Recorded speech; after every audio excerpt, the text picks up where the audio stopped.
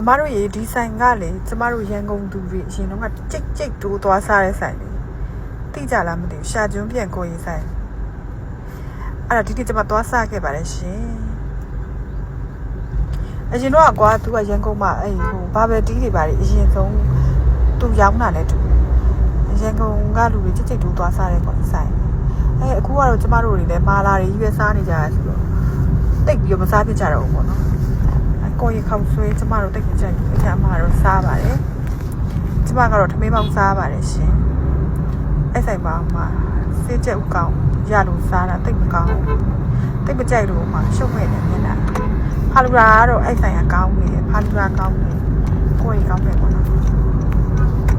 တခြားတော့တခုပြောပြအောင်မယ်သူဆိုင်ရလေဈေးအရန်တန်နေဒီလားဖာလူရာတစ်ခွက်ရယ်ကိုရီတပွဲရယ်ထမင်းပေါင်းတစ်ပွဲရယ်စစ်ကျက်ဦးနှလုံးရေကို2000ပဲကြပါတယ်တော်တော်တန်တာပါဒီကဘာကြီးမှရှိတော့မရှိတော့ဘူးဒီတော့တန်နေဆိုင်အားလေးလာပြောပြရပါ